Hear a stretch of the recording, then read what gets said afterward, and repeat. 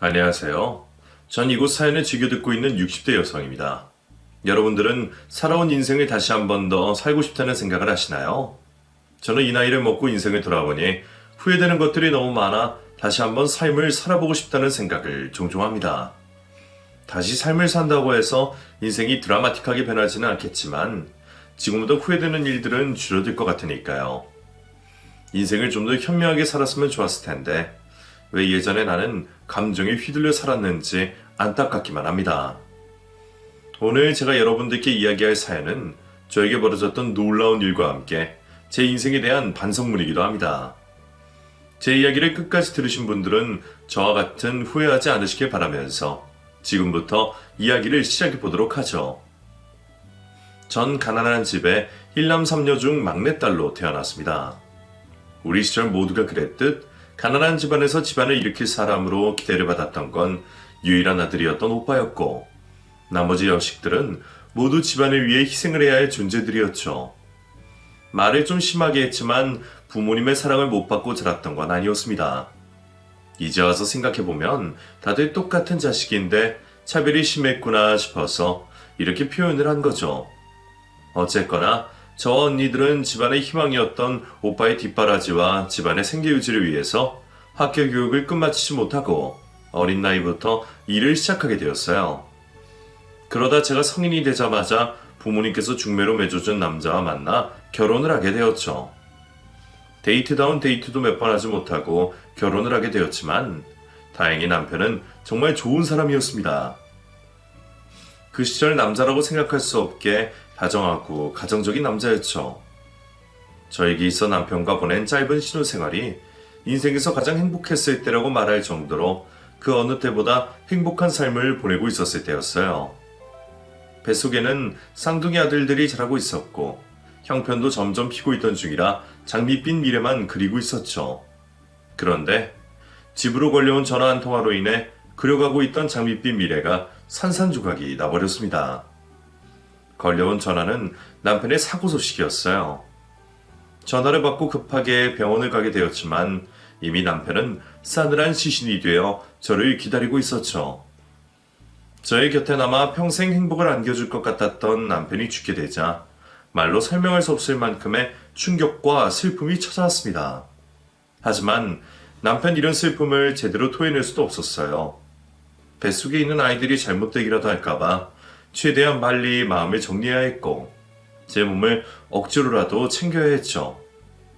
그렇게 아이들을 위해 남편 이런 슬픔을 추스르며 출산까지 남은 4달을 기다렸습니다.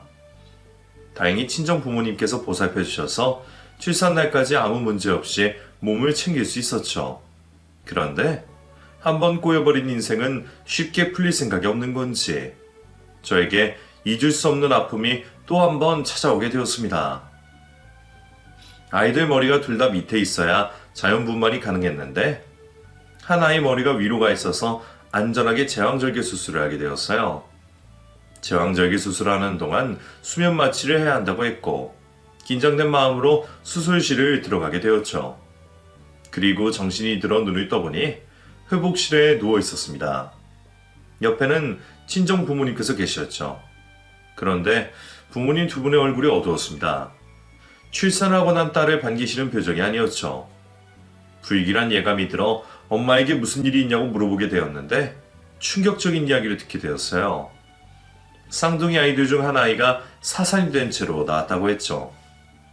남편 이런 슬픔을 찾아가며 지켜온 소중한 아이들이었는데 그 아이들 중 한 아이가 세상에 빛도 보지 못한 채 세상을 떠나게 된 겁니다. 현실을 믿을 수 없어 아직 마취가 덜 풀린 상태인데도 불구하고 내 두 눈으로 직접 확인을 하겠다며 병상에 일어났죠. 그 순간 간호사분께서 내 아이를 데리고 병실로 들어왔습니다. 그리곤 다시 저를 병상에 눕히고 아이를 안겨주셨죠. 내 품에 안겨있는 아이를 만나게 된 기쁨과 끝까지 지켜내지 못한 아이를 잃은 슬픔을 동시에 느끼며 품에 있는 아이가 놀랄까 싶어 소리도 내지 못한 채 울기 시작했습니다. 말로 표현할 수 없는 복잡한 감정을 가졌던 시간이 지나고 눈을 뜨고 젖을 찾는 아이를 보며 열심히 살아야겠다는 다짐을 하게 되었죠. 안 그래도 소중한 내 자식이었지만 큰일을 겪었던 탓에 내 아들 형우가 그 무엇보다 소중했습니다. 그래서 형우에게 모든 걸 해주고 싶었어요. 좋은 것만 먹이고 좋은 것만 입혀주고 싶었죠. 더 나은 환경에서 아이를 키우고 싶었던 저는 친정 부모님께 아이를 맡겨가며 일을 했습니다. 조금이라도 더 돈을 벌 수 있다고 하면 세상 사람들에게 무슨 소리를 듣게 된다고 해도 신경 쓰지 않고 억척스럽게 돈을 벌고 모았죠. 중간중간 형우를 보살피면서 일을 쉬지도 않고 했습니다. 아이가 국민학교를 들어가기 전에 좋은 환경을 만들어주고 싶었으니까요. 쪽잠을 자며 일을 한 끝에 아이가 유치원을 가게 될 즈음 어느 정도 여유가 있는 삶을 살 수가 있었어요. 그렇다고 형편이 부유한 것은 아니었지만 이전처럼 정신없이 일만 하고 살지는 않아도 될 만큼의 여유를 가지게 되었죠. 아직 어린 나이에 경제적으로도 어느 정도 여유가 생기다 보니 부모님 지인들을 비롯해서 제 주변에서도 중매와 재혼을 권하며 여러 자리가 들어왔습니다. 주변에서 저에게 재혼 이야기를 할 때마다 저의 대답은 항상 같았어요. 오로지 형우를 위해서 살아야 하니 난 다른 사람과 보낼 시간이 없다고 말을 했죠. 그렇게 저는 아들 형우만 바라보며 살았습니다. 다행히 아들은 제가 기대했던 만큼 잘 따라와 주었어요. 무엇보다 건강했고 아들에게 최고의 환경을 만들어주는 만큼 공부도 열심히 그리고 잘했죠. 매년 학교에서 가지고 오는 상장만 해도 벽에 다 붙이기 어려워 따로 책자를 만들어야 할 정도였어요. 학교와 동네의 자랑이었던 형우는 저에게 있었어도 이 세상에서 가장 자랑스럽고 빛이 나는 보물이었죠. 자식을 키우며 다들 한 번씩은 겪는다는 사춘기 시절도 형우는 단 한 번의 반항도 없이 제 뜻대로 잘 따라와 주었습니다. 학창 시절 내내 우수한 성적을 받았던 형우는 결국 우리가 서로 원하던 명문대학에 진학을 할 수 있었고 제 뜻에 따라 법대에 진학하게 되었죠. 제가 환경을 만들어주는 만큼 잘 따라오는 아들을 좀 더 훌륭한 자식으로 만들고 싶었습니다. 그래서 제 꿈은 아들을 판사나 검사 또는 변호사로 만드는 거였어요. 대학 진학을 해서도 아들은 자유로운 주변 환경에 흔들리지 않고 꾸준히 공부를 하며 앞으로 힘든 시험인 사시를 준비하고 있었습니다. 그런데 어느 날부터인가 아들이 조금씩 변해가는 모습을 보였어요. 여자친구를 사귀게 되면서 말이죠. 앞으로 하게 될 사시 준비와 대학 학점 관리만 해도 시간이 없는 상황인데 아들은 여자친구와 연애를 하고 다닌다며 점점 나태해지는 모습을 보였습니다. 엄마로서 아들이 무너지는 걸 두고 볼 수는 없었어요. 그래서 제가 아들이 만나고 있는 여자친구를 만나 지금 이 시기가 얼마나 중요한 시기인지 알려주고 아들을 방해하지 말라고 말을 하려고 했죠. 그래서 아들에게 여자친구를 만나게 해달라고 했는데 아들이 생전 처음으로 저에게 반항을 하기 시작하는 겁니다. 너 아무래도 안 되겠다. 지금이 얼마나 중요한 때인데 여자애 하나 때문에 정신을 못 차려. 내가 그 아이 좀 만나서 얘기를 해야 할 것 같아. 네가 자리를 만들어 주든 아니면 걔 연락처를 좀 다오. 미연이 만나서 무슨 말씀을 하시려고요? 미연이 아무 잘못 없어요. 그리고 어머니가 생각하시는 것과 달리 대학 공부 열심히 하고 있다고요. 만약에 성적이 떨어진다고 해도 제가 잘못한 거지. 왜 미연이 탓을 하려고 하세요? 여자친구 생기고 나서부터 정신을 못 차리니까 그러지. 그리고 대학 공부만 준비해서 돼? 너 앞으로 사시도 준비해야 되잖아. 어? 사시 그게 얼마나 힘든데. 내가 말했지. 본격적으로 시험 준비하기 전에 지금부터 관련된 책 한 번씩은 다 훑어봐야 된다고. 어머니, 저 사실 안 볼 거예요. 이번 학기 끝나고 말씀드리려고 했는데 이왕 이렇게 말이 나왔으니 솔직하게 말씀드릴게요. 저 되고 싶은 직업이 있어요. 어머니께서 절대 안 된다고 하실 것 같아서 말하기 망설였는데 저 소방관이 되고 싶어요. 뭐? 소방관? 그 위험한 직업을? 너 내가 너만 바라보는 건 몰라? 네 쌍둥이 동생이 어떻게 된지 모르냐고. 그런 걸 다 알면서 그 위험한 직업을 하고 싶다고. 너 제정신이니? 저도 알아요. 그래서 포기하려고 그랬다고요. 그런데 아무리 마음을 접으려고 해도 안 되는 걸 어떡해요. 그리고 어머니가 생각하시는 것만큼 위험하지 않아요. 물론 어머니가 바라시는 판검사보다는 위험한 직업이지만 소방관이라면서 무사히 은퇴하시는 분들도 많다고요. 저 평생 어머니 뜻대로 살아오다 처음으로 스스로 해보고 싶은 일이에요. 그러니 제발 이번엔 양보해주세요. 하필 많고 많은 직업들 중에 위험한 일을 하는 소방관을 하고 싶다니 미치고 팔짝 뛸 노릇이었습니다. 소방관 숭고한 직업이고 사회에 꼭 필요한 사람들이죠. 하지만 제 아들이 그 직업을 꼭 할 필요는 없잖아요. 그래서 인정해 줄 수 없었습니다. 아들의 꿈을 적게 만들려고 했어요.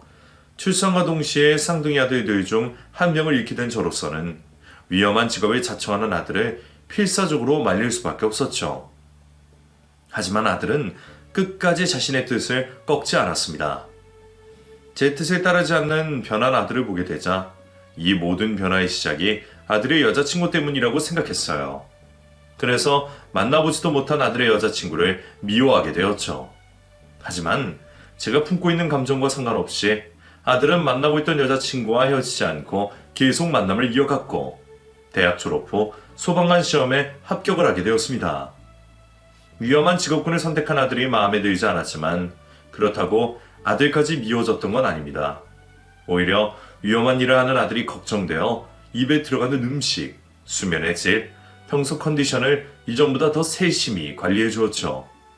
그것만으로 부족한 것 같아 이전에는 다니지도 않던 교회를 다니며 근무를 나간 아들이 무사히 집으로 돌아오길 항상 기도를 했습니다. 따라갈 수만 있다면 아들을 따라가 위험한 일에는 나서지 말라고 말리고 싶을 정도였죠. 그렇게 아들의 직업으로 걱정을 하는 것을 제외하고는 이전과 별다를 게 없는 생활을 하고 있던 도중이었어요. 아들 형우가 할 말이 있다며 저를 앉혀놓고 결혼에 대해서 말을 꺼내기 시작했죠. 그때까지 사귀고 있었던 여자친구와 결혼을 하고 싶다고 말해왔습니다. 제 입장에서는 아들의 여자친구가 그다지 마음에 들지 않았어요. 예전 아들과 말다툼을 벌였던 그 일 때문이었죠. 하지만 아들이 하겠다고 하는 결혼 말려봤자 소용이 없을 것 같아 제 생각을 고쳐먹기로 했습니다. 저에게는 며느리가 되고 아들에게는 아내가 될 여자였으니 최대한 이전에 가졌던 감정은 정리를 하고 좋은 마음만 가지고 만나기로 한 거죠. 그렇게 아들이 며느리 데리고 집으로 데려와 저에게 인사를 시켰습니다. 최대한 좋은 모습만 보려고 노력을 했기 때문에 집으로 인사를 하러 온 예비 며느리를 좋게 본 것도 있겠지만 실제로 만나본 예비 며느리는 괜찮아 보였어요.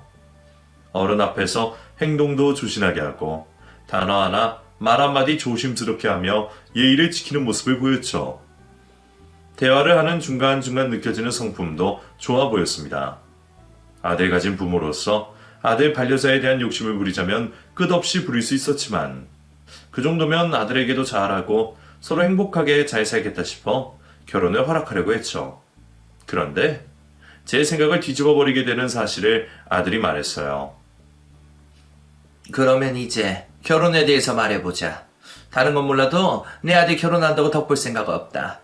내 아들이 잘 살기만 하면 되니 굳이 예단을 받을 생각이 없어. 그 돈으로 너희 살림을 보태는 게 낫지. 그렇다고 내 집을 사지 않겠다는 게 아니다. 사돈 되시는 분들께서 따로 생각이 있으시면 편하게 말씀해 주시라고 전해라. 내 쪽에서는 귀한 딸 보내주시는데 감사의 표시를 하겠다고. 어머니, 사실 그 부분에 있어 말씀드릴 게 있는데요. 사실 미연이가 보육원 출신이라서 부모님이 안 계셔요. 따로 혼수석에 앉힐 집안 어른도 안 계시고요. 그런데 어머니께서도 오늘 직접 만나봐서 아시잖아요. 좋은 여자라는 걸요. 예연이 혼자서도 정말 열심히 살아온 아이니까 이 부분 이해 부탁드릴게요. 아무리 제가 아들의 행복만을 바란다고 하지만 고아의 보육원 출신인 여자아이와 결혼을 시킬 수는 없었습니다. 우리 집 또한 아버지 없이 저 홀로 아이를 키워와 어디 자랑할 만한 집은 아니었지만 적어도 자식이 힘들 때 기대어 쉴 수 있고 도움을 줄 수 있는 환경의 집이었어요. 여자아이에게 얽힌 사연을 듣지 않아도 딱해 보이고 안쓰러웠지만 제 자식과 관련된 일이라면 어쩔 수가 없었습니다. 거기다 학력도 짧다고 하니 대학 교육까지 다 마친 아들과 결혼을 시킬 수가 없다고 생각했죠. 미연인에게 개인적인 감정이 있어서 이런 게 아니다. 그러니까 너도 이해해주길 바란다. 너희들도 나중에 시간이 지나서 부모가 된다면 내 마음을 이해할 거다. 미연이 너도 네가 원해서 그런 사연을 갖추게 된 건 아니겠지만 내 입장에서는 반대를 할 수밖에 없구나. 내가 귀하게 키운 자식을 부모님도 안 계시는 보육원 출신 아이와 결혼시킬 수는 없어. 너희가 어떻게 해도 내 입에서 결혼하라는 말 들을 수가 없을 테니 더 힘들기 전에 헤어져라. 이게 서로를 위해서 더 좋은 거야. 너도 네 배경 이해해주는 시부모님 만나서 행복하게 살아야지. 형우와 결혼하면 나 때문에 고생할 게 뻔한데 왜 스스로 고생길로 들어서려고 해? 어머니께서 저를 생각하는 마음에 결혼에 반대를 하시는 것도 이해가 안 되는 건 아니에요. 그런데 제가 미연이 얼마나 사랑하는지 잘 아시잖아요. 저 미연이랑 헤어질 수 없어요. 결혼하고 행복하게 잘 사는 모습 보여드릴게요. 좀 전까지 미연이의 배경에 대해서 모르실 때만 해도 미연이 좋게 보셨잖아요. 미연이 부모님이 안 계시다고 해서 점점 달라진 건 없어요. 미연이 저에게 좋은 여자이고 어머니께 좋은 며느리가 될 사람이라고요. 다시 생각해주세요. 아들은 생각을 재고해달라고 했지만 그런 아들의 말이 귀에 들어올 리가 없었죠. 결혼은 꿈도 꾸지 말라고 엄포를 놓고 방으로 들어가 문을 잠갔습니다. 제가 뱉은 말처럼 두 사람의 결혼을 끝까지 반대하려고 했습니다만 결국 저 역시 자식을 이기지 못한 부모가 되었죠. 제 결혼 승낙과 관계없이 혼인신고를 하고 살겠다는 아들에게 두 손 두 발을 두를 수밖에 없었고 결국 결혼식을 치르게 해줬어요. 그리고 어쩌다 보니 한 집에서 아들 며느리와 함께 살게 되었습니다. 들어오라고 말을 한 적도 없는데 아들과 며느리가 자기들끼리 상의한 끝에 혼자 된 제가 걱정이 된다며 집으로 들어와 살기 시작한 거죠. 아들과 같이 살게 되어 기분이 좋은데 아들에 비해 한참 모자란다고 생각되는 며느리 때문에 마냥 좋지는 않았습니다.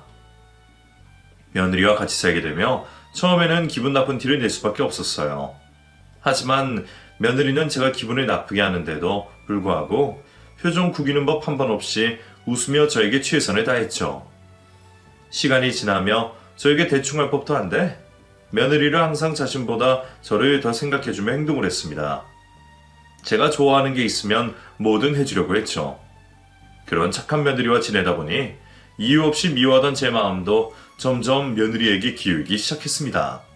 그런데 그놈의 체면이 뭔지 며느리에게 대하던 태도를 한순간에 바꾸기 민망했어요. 그래서 항상 마음과 다르게 행동과 말이 나오긴 했죠. 어머님, 이거 내일 친구분들 만나실 때 나눠서 드세요. 제가 직접 만든 양갱이에요. 친구분들 나눠주실 상자에는 종류별로 넣어뒀으니 그대로 드시면 되고요. 이건 입 심심하실 때마다 드시라고 어머님 것만 따로 준비해놨어요. 내 나이 되면 당뇨 조심해야 하는 거 모르니? 이 단 걸 나보고 다 먹으라고. 어머님께서 양갱 좋아하시길래 만들었는데 죄송해요. 그런데 시중에 파는 것보다 설탕 조금만 넣었어요. 하루에 하나 정도는 드셔도 될 거예요. 우선 만들었다고 하니까 가져가겠다만 굳이 이런 일까지 할 필요 없다. 너는 형만 잘 챙기면 되는 거야. 왜 그렇게 며느리 앞에서는 고맙다는 말 한마디가 쉽게 나오지 않는 건지 아무 말 없이 받아도 될 것을 꾹 듣는 며느리 기분이 나빠질만 하고는 했어요. 그리고는 방에 들어가자마자 후회를 하고는 했습니다. 또 친구들 앞에서는 내 며느리가 만든 거라며 자랑을 그렇게도 했죠. 시간이 흘러도 그런 저의 태도는 쉽게 변하지 않았습니다. 그나마 나아진 점은 이제 며느리에게 기분 나빠질 말은 하지 않는다는 거였고 다른 핑계를 대고 며느리에게 고마운 마음을 선물로 대신 표현할 수 있었다는 거였죠. 천천히 변해가고 있었지만 언젠가는 며느리에게 고맙다, 사랑한다라는 표현을 할 수 있을 거라고 생각하며 지내고 있던 도중이었습니다. 평화롭고 조용하던 우리 집에 또다시 먹구름이 끼기 시작했죠. 소중한 내 아들 형우가 폐암에 걸리게 된 것이었어요. 젊고 건강한 아들이 다른 병도 아니고 폐암에 걸렸다고 하자 그 이유가 당연히 직업 때문이라고 생각했습니다. 그리고 누군가의 탓이 아니었던 그 일에 대해 누군가에게 꼭 원인을 돌리고 싶었죠. 아들 탓을 할 수 없었으니 그 원인을 며느리에게 돌리게 되었습니다. 그때 당시 저도 그게 잘못된 생각이라는 걸 알았지만 그렇게 해야지 버틸 수 있었던 것 같았어요. 그래서 아무 죄 없는 며느리를 탓을 했습니다. 하지만 이번에도 며느리는 제가 하는 모진 말에도 불구하고 저를 원망하지 않고 오히려 위로를 건네주며 같이 이 위기를 극복하자고 했죠. 그렇게 아들의 힘든 투병 생활을 우리 가족 다 같이 보내게 되었습니다. 병마와 직접적으로 싸우고 있는 아들이 가장 고생을 많이 했고 그 다음으로는 며느리가 고생을 했죠. 나이가 들어 마음처럼 따라주지 않는 몸으로 인해 힘들어하는 저를 챙겨주며 며느리는 아들을 어떻게든 살려내보려고 애를 썼어요. 힘들어하는 아들과 며느리를 볼 때면 저 스스로가 원망스러웠습니다. 제 목숨을 바치라면 바칠 수 있겠는데 당시에는 제가 할 수 있는 게 없더라고요. 제가 해줄 수 있는 거라곤 아이들이 오로지 치료에만 집중할 수 있게 지원을 아끼지 않는 것이었죠. 하지만 오랜 투병 끝에 아들은 결국 세상을 먼저 떠나게 되었어요. 아들을 먼저 떠나보내게 되자 이 세상을 살아갈 의미를 잃어버리게 되었습니다. 또 매일매일 아들에게 못해준 것들만 생각나며 살아있는 동안 조금 더 잘해주지 못한 것을 후회하게 되었죠. 분명 형우에게 잘해준 것들도 있었을 텐데 왜 그렇게 못한 것만 기억이 나는지 아들에게 못난 엄마였던 것 같아 너무 미안했어요. 다른 것보다 지난 세월 동안 며느리에게 잘못했던 모든 행동들이 아들에게도 또 며느리에게도 미안했죠. 내가 조금만 더 어른스러웠다면 또 조금만 더 아이들의 행복만 바라고 말과 행동을 했더라면 아들이 몹쓸병에 걸리지 않거나 편히 눈을 감았을 거라고 후회를 하게 되었죠. 아들에게 이른 슬픔과 죄책감으로 깊은 수렁에 빠져 있을 때 저를 위로해주고 다시 살아갈 용기를 주는 존재는 이번에도 며느리였습니다. 아들의 힘든 병수발을 다 들으면서도 힘든 내색하지 않던 며느리는 자신도 남편을 잃어 힘든 상황에서도 이 못난 시어머니를 챙겨주고 있었어요. 그 모습을 보자 며느리에게 또 죽은 아들에게 죄스러웠죠. 며느리의 얼굴을 똑바로 쳐다볼 수 없었고 작은 대접 하나도 받기가 미안했습니다. 나같이 못된 사람은 착한 며느리에게 그런 대접 받을 가치가 없다고 생각했어요. 그래서 더 이상 며느리를 고생시키면 안 된다는 결론을 내렸습니다. 아직 젊은 며느리가 앞으로 남은 인생을 행복하게 살았으면 싶어 제 전 재산을 물려주기로 한 거죠. 그동안 못난 시어머니 밑에서 고생 많았다. 곱게 늙어야 했는데 못난 모습만 보여줘서 미안하구나. 내가 형우 떠나보내고 곰곰이 생각을 해봤는데 아무래도 너가 내 곁에 더 이상 있으면 안 되겠다 싶었어. 너 아직 어리고 젊잖아. 얼른 형우 있고 네 인생 살아야지. 어머니, 그런 말씀하지 마세요. 제가 어머니 끝까지 모실 거예요. 끝까지 나 못된 시어머니 만들지 마라. 아직 어린 네가 나한테 발목 잡혀서 되겠니? 워낙 못난 시어머니라서 내가 해줄 건 없고 내가 가진 재산 너에게 다 물려주고 난 시골에 가서 살려고 해. 이 도시에서는 형우 생각이 너무 자주 나서 더 이상 지내지 못하겠구나. 그러면 저도 같이 내려갈게요. 바로 지척에 있는 것도 아닌데 멀리 떨어져 있다 무슨 일이라도 당하시면 어떡해요. 제가 시골을 가더라도 그곳까지 따라 내려와 옆을 지키겠다고 하는 며느리가 참 고마웠습니다. 그리고 너무 미안했고요. 바보같이 착한 며느리 위해서도 단호하게 말하지 않으면 안 되겠다는 생각이 들었죠. 그래서 저도 착한 며느리에게 그러긴 싫었지만 윽박을 지르며 내 곁에서 떠나라고 소리치게 되었어요. 하지만 미안하고 고마운 마음은 어쩔 수 없었는지 눈물을 흘려가며 소리치게 되었죠. 너 정말 왜 이러니? 내가 미안해서 가라고 하는 거 모르겠어? 내가 너 얼굴을 똑바로 쳐다볼 수가 없어. 내가 잘못 때문에 형우도 병에 걸린 것만 같고 행복했던 너희들이 갈라놓은 것 같아서 너무 미안하다고. 그리고 너 지금 인생 새롭게 시작하더라도 늦지 않은 나이야. 이 중요한 시기에 나같이 늙고 못된 노인의 곁에서 허비할 거야? 네가 행복하게 살아야 나도 너에게 덜 미안하지. 왜 바보같이 네 욕심 부릴 줄 몰라. 늙은 노인의 곁에서 잘해준다고 뭐 좋을 게 있어? 너가 행복할 수 있게 기반을 만들어주고 떠난다고 하잖니. 형우가 뭘 원할 것 같니? 시골에서 늙은 시어머니 모시면서 쓸쓸히 늙어가게 원할 것 같아? 아니야. 형우라면 네가 행복하게 원할 거라고. 보통의 사람들처럼 결혼도 하고 아이도 낳고 큰 걱정 없이 매일 평범한 일상을 보내는 그런 행복한 삶을 살길 원할 거라고. 그러니 이번에는 제발 내 말 좀 들어라. 눈물을 흘려가며 며느리에게 제 속마음을 이야기하게 되었고 그제서야 며느리도 다른 말 없이 제 뜻을 따른다고 했습니다. 며느리에게 모든 재산을 물려주고 난 뒤 홀로 시골로 내려온 저는 남은 평생을 사주하는 마음으로 살겠다고 결심을 했습니다. 그래서 아들과 며느리에게 있었던 잘못을 곱씹고 반성하며 지냈고 먼저 하늘나라로 간 아들을 그리워하며 매일 하루를 보냈죠. 그렇게 나 스스로를 되돌아보며 반성을 해온 지 3년이라는 시간이 지났을 때였습니다. 갑자기 누군가 대문을 부서져라 두드리며 저를 부르더군요. 목소리를 듣자마자 알 수 있었어요. 며느리였죠. 사실 이전에도 며느리가 집으로 찾아오고 전화도 종종 걸어왔지만 그때마다 집안에 사람이 없는 척을 하고 며느리를 돌려보냈습니다. 저의 안부를 확인하려고 고생스럽게 이곳까지 내려오고 또 살기 바쁜 와중에도 전화를 한다는 걸 알고 있었지만 그럴수록 저 차갑게 대하려고 했어요. 며느리가 좋은 사람을 만나 완전한 새 출발을 하길 원했기 때문입니다.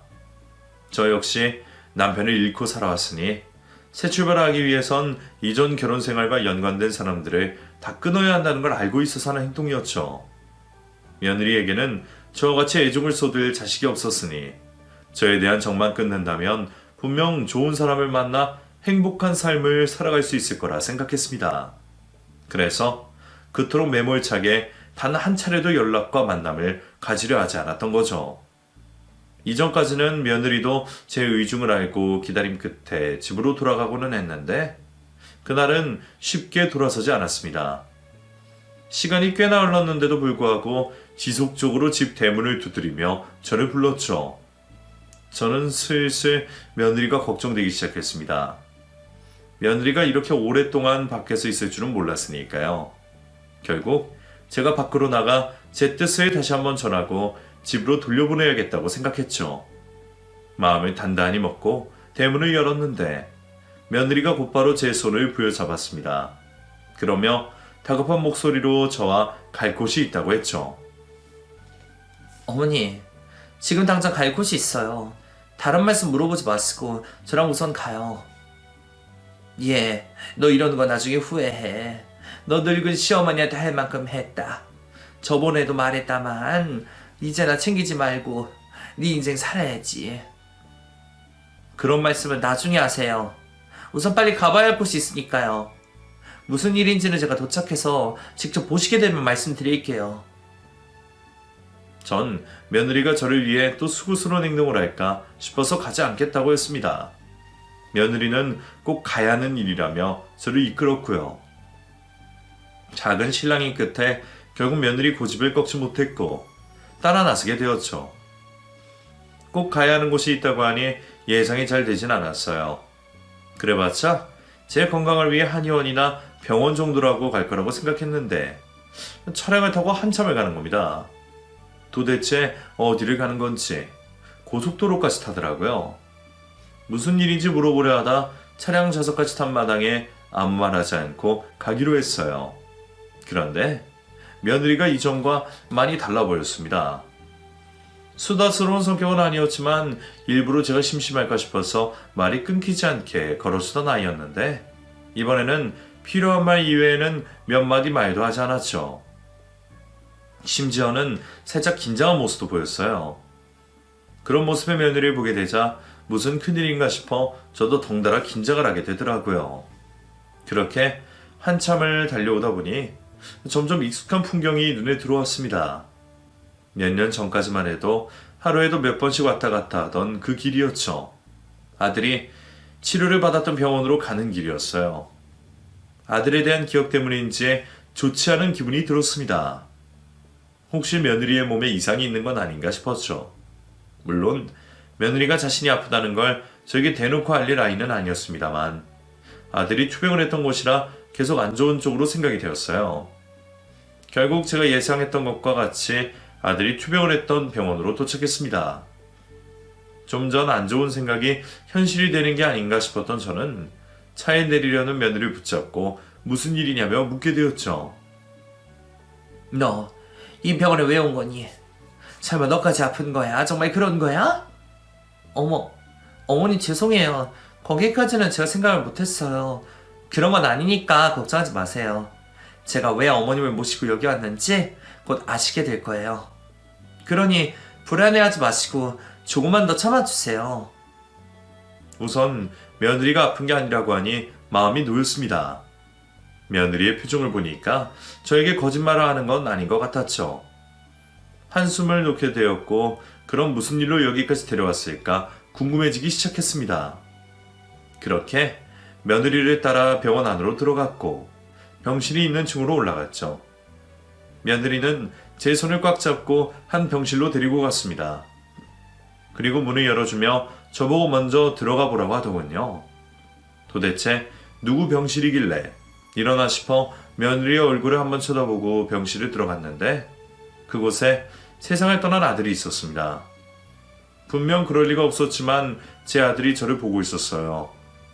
병실에서 숨을 거두는 아들 곁에 있었고 염을 할 때 차가운 아들 만져가며 눈물을 쏟았기 때문에 분명 내 아들이 죽었다는 걸 알고 있었지만 내 눈앞에 아들이 보이니 정신을 차릴 수가 없었습니다. 아들을 확인한 순간 꿈이든 현실이든 상관없었어요. 곧바로 아들에게 달려가 껴안고 온몸을 만져가며 다시 지려하게 된 행복을 마음껏 만끽했죠. 정말 정신없이 아들을 안고 울었던 것 같습니다. 그렇게 시간이 얼마나 지났는지 모르겠지만 한참을 울다 보니 조금씩 정신이 들고 안정이 되어 왔어요. 다시 한번 아들의 얼굴을 보며 내 아들이 맞는지 확인하게 되었죠. 그런데 분명 내 아들과 똑같이 닮아있긴 했지만 군데군데 다른 부분이 보였습니다. 혹시 3년이라는 사이 아들이 늙거나 변한 건가 싶었지만 평생 보아온 제 아들의 얼굴이 아니었어요. 분명 내 아들이 맞는데 아니라니. 그 사이 제가 아들이 있기라도 한 건가 싶어 저 스스로를 의심하고 있었습니다. 그래서 며느리에게 이게 어떻게 된 일인지 확인하게 되었죠. 얘 아가, 이게 어떻게 된 일이냐? 형우는 분명 죽었잖니. 나도 처음에는 형우인 줄 알았는데 이 남자 형우가 아닌 것 같다. 혹시 내가 그 사이에 형우를 잊어버리기라도 한 거니? 아니면 내가 꿈이라도 꾸고 있는 거야? 아휴, 나 지금 너무 혼란스럽구나. 네가 설명 좀 해다오. 며느리에게 지금 벌어지고 있는 일에 대해 설명을 해달라고 했고 며느리는 제 물음에 아주 놀라운 대답을 해주었죠. 네, 어머니 맞아요. 그분 형우 씨 아니에요. 그런데 앞에 계시는 그분 어머니께서 출산하셨을 때 죽은 줄 알았던 형우 씨 쌍둥이 동생일지도 몰라요. 우선 저와 혜솔 씨가 어제까지 알아본 사실로는 그럴 확률이 높아요. 더 확실히 하기 위해서는 어머님과 혜솔 씨가 유전자 검사를 해봐야겠지만요. 알게 된 건 꽤 되었는데 먼저 말씀을 드렸다가 바라던 결과가 나오지 않으면 어머니께 많이 실망하실 것 같아서 지금까지 말 못했어요. 죄송해요. 며느리가 하는 말이 이해가 되지 않더군요. 30여 년도 더 지난 이야기였습니다. 살아있는 자식 잘 키우기 위해 일부러 모른 척, 느껴지지 않은 척하며 출산 때 죽은 아들을 외면하려고 했어요. 하지만 내 뱃속에서 10달을 같이 있었던 아이를 외면하고 있는다는 게 쉬울 수가 없었죠. 형우의 생일이 돌아올 때마다 죽은 아이의 모습이 겹쳐 보였습니다. 살아있었으면 형우와 똑 닮은 모습으로 환하게 웃고 있었을 아이를 생각하며 혼자서 얼마나 가슴을 아파했는지 몰라요. 형우가 인생의 큰 일을 치를 때마다 저 혼자서는 죽은 아이를 생각하며 어떤 삶을 살아가고 있었을지 상상하고는 했었죠. 그런 아이가 내 눈앞에 있다니 모든 게 거짓말 같았어요. 너무 혼란스러워하고 있는 저에게 앞에 있던 아들을 닮은 청년이 한 서류 책자를 꺼내 보여주었죠. 그곳에는 빨간색 펜으로 밑줄을 치거나 동그라미 그려 확인을 한 듯한 흔적들이 있었습니다. 그 흔적들을 보고 있는 저에게 앞에 있던 청년이 설명을 해주었죠. 여기 있는 서류들, 제가 미연 씨와 만나고 난 뒤 제 입양 과정에 대해 추적하면서 알게 된 내용들과 확인한 서류들을 모아둔 거예요. 다른 서류들은 복잡해서 눈에 잘 안 들어오실 텐데 여기 이 병원명과 담당에서 서명란에 있는 이름은 알아보시겠죠. 제가 태어나자마자 입양기관으로 보내져서 최초 신고기관인 병원에 서명이 적혀 있었어요. 제가 알기로는 이곳에서 아드님을 얻게 되시고 또 다른 아드님을 잃게 되셨다고 들었습니다. 이 병원 기억하시죠? 청년의 말처럼 그곳에는 제가 출산을 했었던 병원과 병원 원장의 이름이 적혀져 있었습니다. 세월이 한참 지났지만 내가 머물렀던 병원을 잊어버릴 수가 없었죠. 그곳은 제가 천당과 지옥을 수백 번 왔다 갔다 했던 곳이었으니까요. 청년은 서류 뒤에서 병원 사진을 찾아 확인까지 시켜주며 그곳이 제가 출산한 곳이 맞는지 확인을 했어요. 저는 제가 아이를 낳고 있었던 병원이 맞다고 고개를 끄덕였죠. 사실 그때까지도 너무 갑자기 벌어진 일이라 좀 얼떨떨하고 정신이 없었는데 며느리가 제 곁으로 와서는 천천히 이 모든 일이 어떻게 된 일인지 설명해 주었습니다. 어머님, 너무 놀라셨죠? 갑자기 죽은 형호 씨가 눈앞에 있고 30년 넘게 죽었다고 생각한 아들이 살아있다고 말씀드리니 제가 어떻게 된 일인지 천천히 말씀드릴게요. 3년 전 어머니께서 저에게 모든 재산을 물려주고 떠나신 다음이었어요. 어머님께서는 저보고 새 출발하라고 말씀을 하셨지만 전 그러고 싶지도 않고 그럴 수도 없겠더라고요. 인생의 찰나의 순간이었지만 남편과 어머님과 함께 그 행복한 순간만으로도 전 충분하다고 생각했어요. 그래서 저도 평생 내 남편을 병상에서 일으키지 못한 것과 어머님을 모시고 살지 못한 것에 대해 사죄하는 마음으로 살려고 했죠. 처음에는 그냥 직장과 집을 오고 가는 생활을 했는데 그게 좀 무료하더라고요. 또 어머님과 남편 생각만 나고요. 그래서 뭘 할까 생각을 하다 남편 간병을 하면서 병원에서 보았던 게 생각이 났어요. 자원봉사가요. 이왕이면 남편이 치료받았던 병원에서 자원봉사를 하고 싶어서 자격 요건에 맞는 자격증을 취득 후에 봉사활동을 다니고 있었는데 아까 말씀드린 것처럼 형호 씨와 똑같이 생긴 혜솔 씨를 보게 된 거예요. 저도 순간 형호 씨가 살아서 돌아왔나 싶어서 따라가서 붙잡았는데 자세히 봐도 아무리 봐도 형호 씨인 거예요. 분명 내 손으로 남편을 떠나보냈는데 너무도 닮은 모습에 혹시나 싶더라고요. 그래서 혜솔 씨를 붙잡고 별말을 다 하게 되었죠. 혜솔 씨도 너무 황당한 일을 겪으니까 자신을 닮았다고 하는 형호 씨 사진이나 보자고 해서 제가 보여줬고요. 그런데 혜솔 씨가 봐도 자신과 너무 닮아 있는 거예요. 한참을 형호 씨 사진을 보고 있던 혜솔 씨가 갑자기 자신이 살아온 이야기를 저에게 해주더라고요. 자신이 태어나자마자 부모님께 버려져 입양을 하게 되었다고. 원래는 해외로 입양을 가야 했는데 일이 꼬여서 국내에 남게 되었고 국내에서 혜솔 씨를 입양하고 싶다는 분들이 있어서 입양을 가게 되었다고 말이죠. 그러면서 혹시 형호 씨 부모님이 자신을 버린 부모님일 수도 있다고 말을 하더라고요. 근데 제가 알잖아요. 어머니께서 출산하셨던 날의 그 일을. 그래서 제가 절대 그러실 분이 아니다라고 말을 했어요. 그 뒤로 이런저런 이야기를 하다가 아무리 생각해도 그날 병원에서 무슨 문제가 생겼던 게 아닐까라고 저와 혜솔 씨 모두 생각을 하게 되었어요. 그래서 시간이 지났지만 확인을 해보자고 했고 저희 둘이서 알아보게 됐죠. 혜솔 씨가 단순히 형호 씨와 똑같이 생긴 남일지도 모르니까 어머니께는 말하지 않기로 하고요.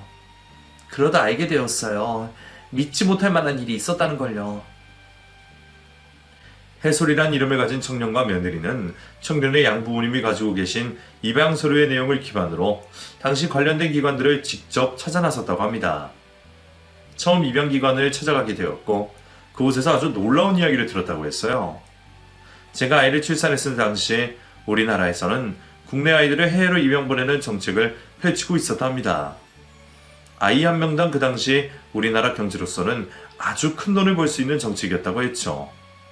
대부분 고아원에 있는 아이들이나 병원에서 부모에게 버려진 아이들을 데려갔다고 하는데 일부 병원이나 입양기관에서 나라의 지원을 많이 받기 위해 또 자신들 마음대로 아이에게 더 나은 환경에서 자랄 수 있는 미래를 보장해주기 위해 부모의 뜻과 상관없이 해외로 입양을 보냈다는 말을 들을 수 있었다고 해요. 당시 입양기관의 책임자가 사망한 상황이라 어떻게 된 사실인지 알 수 없었다고 했죠. 하지만 자신들에게 당시 아이를 병원에서 인도받은 기록이 남아있어 해당 병원을 찾아가 확인을 하면 될 거라고 말을 했다고 합니다. 그래서 그 입양기관에서 받는 기록지 사본을 가지고 병원을 찾아갔다고 했어요. 하지만 30여 년이 지난 지금까지 그 병원이 남아있을 리가 없었죠.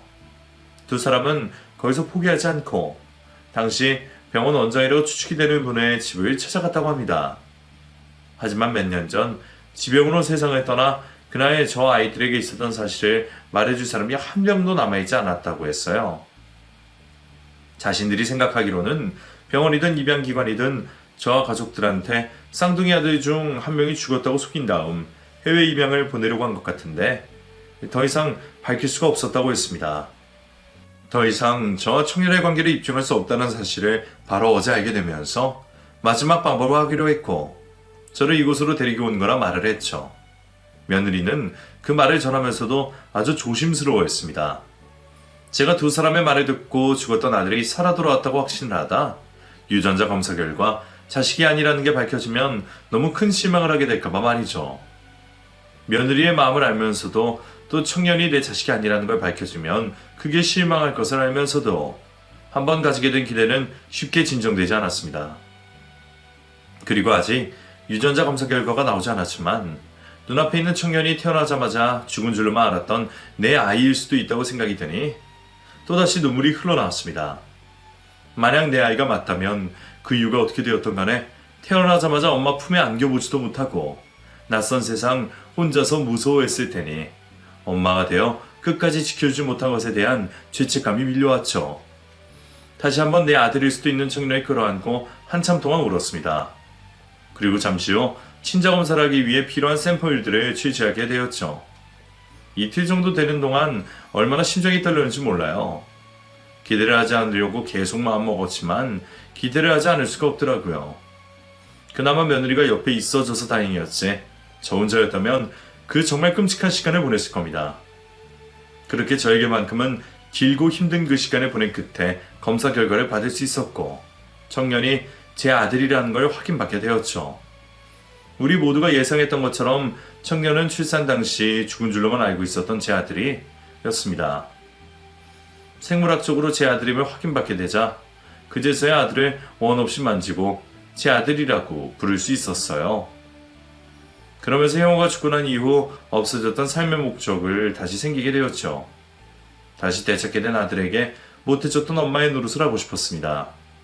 그리고 나를 위해 애를 쓰고 있는 우리 며느리에게 감사하고 고마운 마음을 갚아주고 싶었죠.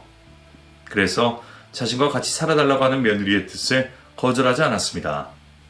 오히려 제가 며느리에게 짐이 된다는 걸 알면서도 아이의 뜻을 거르고 싶지 않았어요. 그리고 지금은 시어머니와 며느리 사이가 아닌 엄마와 딸 같은 사이로 지내고 있습니다. 뒤늦게 찾은 아들 역시 주기적으로 만남을 가지며 못다한 엄마 노릇을 하고 있고요. 지금 이 사연을 적으면서도 제가 많은 잘못을 했다는 걸 다시 한 번 더 깨닫고 있습니다. 늦게라도 깨닫게 된 것에 다행이라 생각하며 다시는 이런 후회를 하지 않도록 살아가려고 합니다. 그럼 여러분들도 후회하지 않은 삶을 사시길 바라며 저는 이만 글을 마치도록 하겠습니다. 감사합니다.